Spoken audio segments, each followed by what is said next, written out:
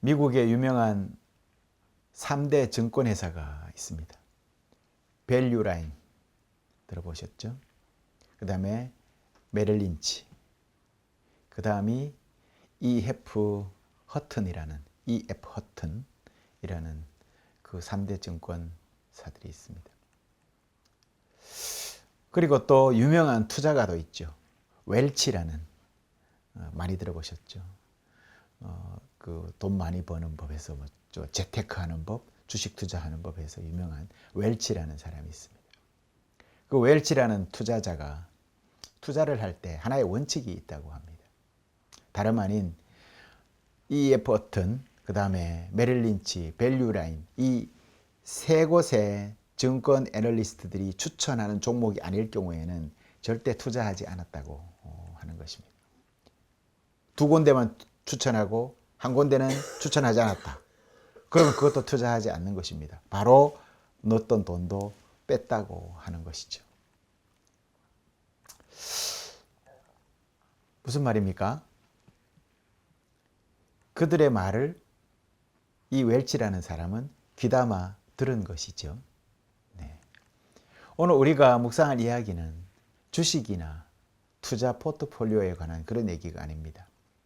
하지만 여러분이 주식 투자를 해서 수익을 내려고 한다면 승률이 높은 투자 분석가가 추천해주는 종목을 선택해야 하겠지요. 그러려면 그들의 말에 귀를 기울여야 승률이 있겠죠. 이 말은 신뢰할 만한 사람이 이야기할 때에 우리는 그 말을 어떻게 해야 됩니까? 경청해야 한다라는 것입니다. 여러분은 누구의 말을 신뢰하고 경청하고 있습니까? 어떤 사람의 말을 귀담아 듣는 편입니까? 그렇다면 혹 신앙인인 여러분은 예수님의 말은 어떻습니까? 그분의 말은 경청하십니까? 그분의 말은 신뢰할 만하고 들을 만하십니까? 오늘 우리가 복음서를 통해서 얻고자 하는 것은 단순한 하나의 원리입니다. 바로 예수님의 음성을 신뢰하고 듣자라는 말씀을 드리고 싶은 것입니다. 만약 여러분이 예수님의 음성을 듣는다면 여러분은 반드시 그분이 베푸시는 은총을 받을 것입니다. 마치 E.F. 허튼의 말대로 투자하면 이윤을 몇 배로 불릴 수 있듯이 예수님의 말을 신뢰하고 듣는다면 무한한 사랑과 은총이 넘치시는 그분이 베푸시는 그 은총을 여러분이 받을 수 있을 것이다 라는 말인 것이죠. 그럼 예수님은 어떤 분이셨습니까?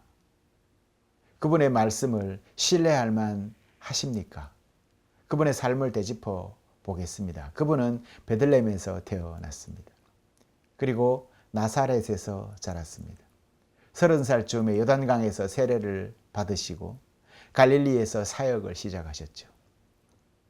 가버나움에서 제자들을 불렀고 또 가르쳤고 치유했고 하나님의 나라를 선포하셨습니다. 그분의 권위는 처음부터 분명했습니다. 마가는 예수님이 처음 가버나움 회당에서 설교했을 때 사람들이 깜짝 놀랐다라고 기록하고 있습니다. 사람들이 모두 놀라서 이게 어찌된 일이냐, 권위 있는 새로운 가르침이다, 그가 악한 귀신들에게 명하니 그들도 복종하는구나 라고 기록되어 있습니다. 마가복음 1장 27절에 그렇게 기록되어 있습니다. 예수님은 또한 자연조차도 말씀으로 다스린 분이십니다.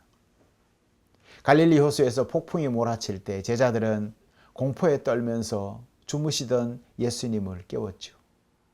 예수님은 바람과 파도를 꾸짖으셨고 즉시 바람과 파도는 잔잔해졌습니다. 제자들은 놀라서 또다시 말을 했습니다.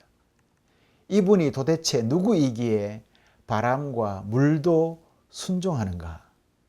누가복음 8장에 그렇게 기록이 되어 있죠. 예수님이 변화산에서 하나님의 음성을 들으셨을 때는 어땠습니까? 그때 하나님은 이렇게 말씀했습니다. 이는 내 사랑하는 아들이니 그의 말을 들어라. 누가복음 9장 35절에 이렇게 기록하고 있죠. 이 정도면 예수님의 말을 들을 만하지 않습니까? 또 듣고 믿을 만하지 않습니까? 하지만 우리는 예수님의 음성을 잘 듣지 못하는 것 같습니다. 왜 그럴까요? 왜 예수님의 음성을 잘 못 들을까요? 예수님의 말씀도 종류에 따라서 어떤 때는 들리다가 또 어떤 때는 안 들리기도 하죠. 안 그렇습니까? 예를 들어서 예수님께서 우리 마음에 위로가 되는 말씀을 그럴 때 하실 때에는 그 말씀이 참으로 기쁘게 느껴지고 아멘하고 받아들이지 않습니까? 대표적으로 수고하고 무거운 짐진 자들아 다 내게로 오라 내가 너희를 쉬게 하리라. 아멘 하지 않습니까? 잘 들리죠? 그렇습니다. 그러나 듣기 불편한 말씀 앞에서는 좀 어떻습니까? 귀를 닫아버리지 않습니까? 대표적인 예로 누구든지 나를 따르려거든 자기를 부인하고 자기 십자가를 지고 나를 따르라. 아멘. 이렇지 않습니까? 우리는 이런 말씀은 별로 듣고 싶어 하지 않는 것 같습니다. 그리고 귀를 기울이려고 하지 않는 것 같습니다.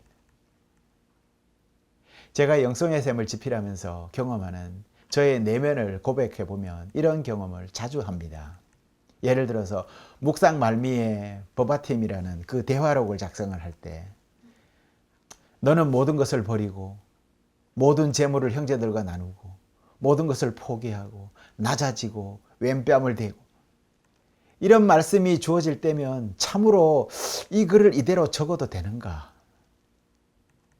성도들이 정말 싫어하지는 않을까? 살짝 고민을 하곤 합니다. 그래서 실제 언어를 쓸 때 저는 굉장히 순화해서 쓰는 편입니다. 당장에 버리고 뭐 이런 것들을 쓰지 않습니다.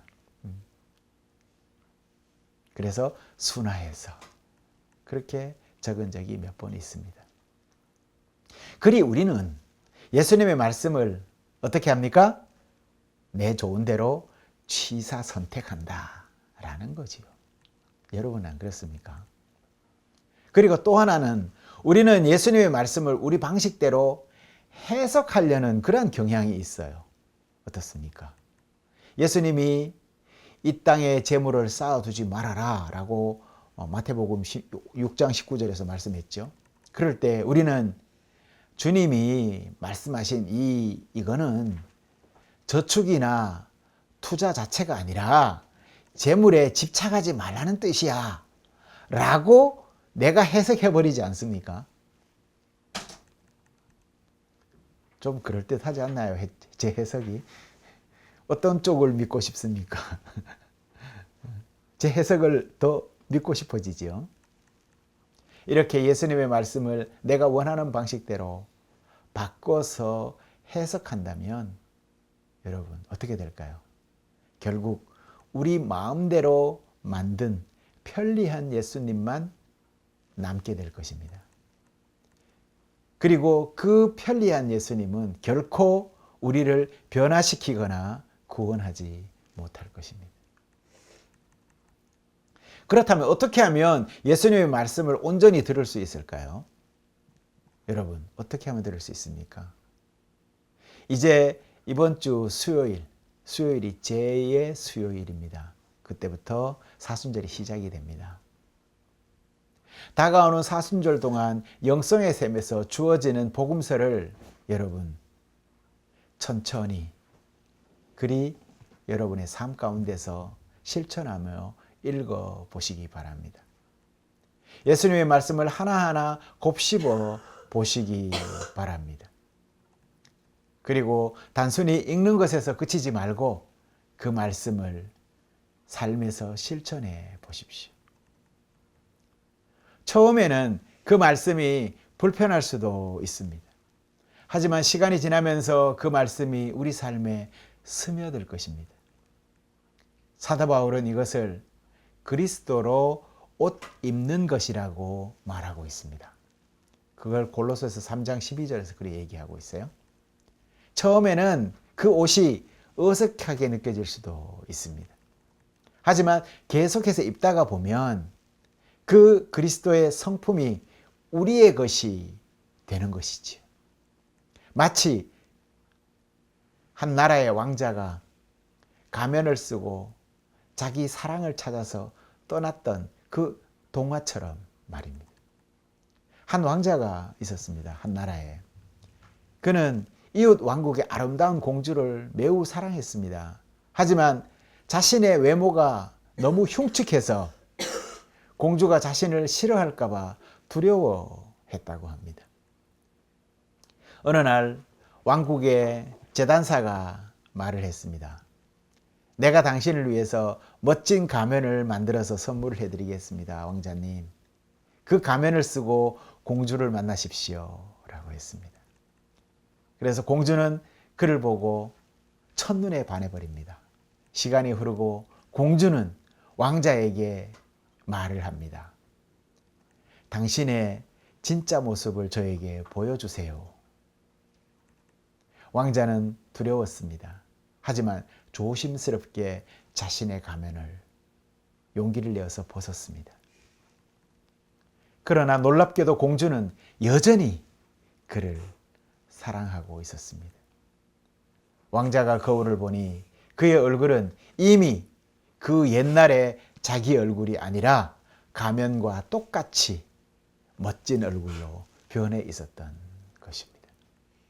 그는 진정으로 이제 자기다운 그런 자기 모습을 발견하게 된 것이죠. 우리가 가면을 쓰고 말씀을 보면 그때는 온전하게 그 말씀이 나에게 다가오지 않습니다. 내가 가면을 벗고 온전히 나와 나인 나다운 나 모습으로 하나님 앞에 섰을 때, 그 실존으로 하나님 앞에서 직면했을 때, 그때서야 참으로 그 말씀이 우리에게 진정으로 자기다운 말씀으로 나에게 다가온다라는 것을 깨닫게 됩니다. 우리도 그리스도를 입는 삶을 그리 살아야 합니다. 그래서 내 모습이 온전치 않다면 이제 그리스도의 모습으로 옷을 입으십시오. 처음에는 어색할 겁니다. 어렵겠지요. 날마다 그분의 말씀을 듣고 실천해 보다 보면 삶은 점점 예수님을 닮아가게 될 것입니다. 그리고 마침내 우리를 통해서 다른 이들이 예수님의 사랑을 보게 될 것입니다. 그러니 주님이 말씀하실 때 귀를 기울이십시오. 그분의 말씀을 듣고 삶으로 살아내십시오. 그때 우리는 진정한 변화와 축복을 경험하게 될 것입니다. 그러니 한 주간 세상에서 살아갈 때 예수님의 말씀을 온전히 듣는 연습을 합시다. 위로가 되는 말씀뿐만 아니라 우리를 도전하고 변화시키는 말씀에도 귀를 기울이십시다. 또한 말씀을 내 방식대로 해석하는 것이 아니라 예수님의 뜻을 겸손히 구하며 그대로 따르려는 노력을 합시다. 작은 실천이지만 한 주간 하나님의 뜻을 묵상하고 말씀대로 살아가려 노력하는 모든 성도님들이 다 되시기를 간절히 소망합니다. 기도하시겠습니다.